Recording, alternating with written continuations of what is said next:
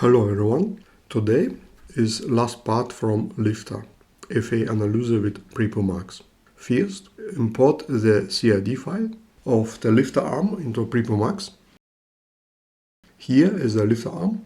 The arm position in CIE remains the same, but our cut forces from OpenModelica are always in a different position, depending on the rotation degrees.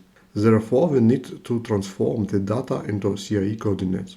For transformation, we use formula with cosinus and sin alpha. We go to the Excel file with data.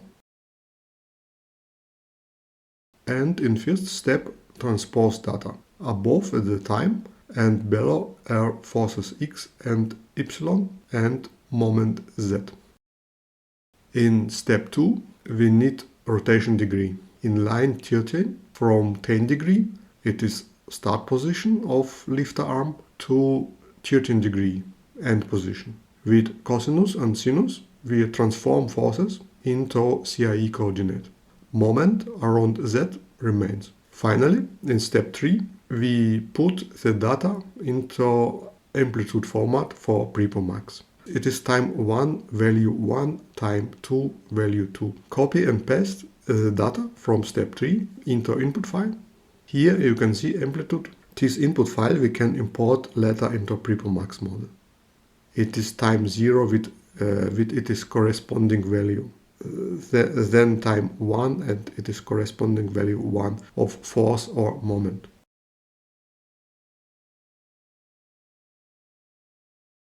We go back to PrePoMax. I have already built model, mesh it with TET10 elements, reference point at the upper and the lower hole, connected with rigid body. Material is steel. Now import amplitude input file. You can see 3 amplitudes, Fx, Fy and Mz. Open it, time and amplitude data points you can see. Next we create static step, type direct, same time increment.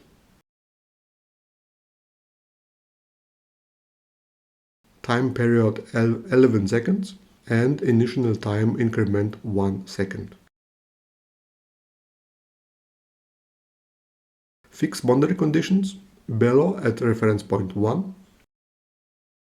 And on reference point 2 create force with value 1 Newton in x direction. And use amplitude Fx. In the same way create force y and moment z with associated amplitude.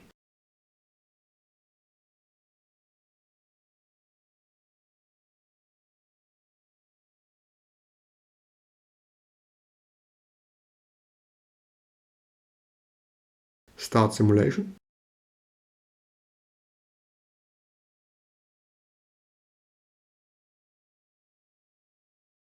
Simulation is finished with 11 increments, 2 results.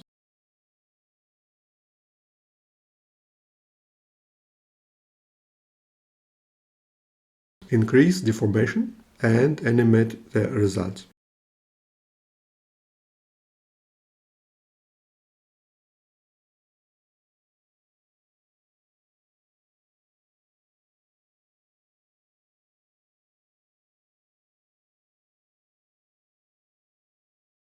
Create a history plot from the field output. Select the stress of Mises.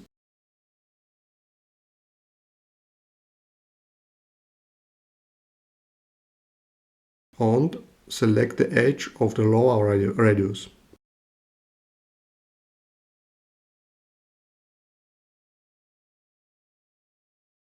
Plot the stress data. Use these stress values at specific time increments. Of course, for complex movement or mechanisms, this makes sense to simulate direct movement with a transient analysis, maybe. It was for today. See you next time. Bye bye.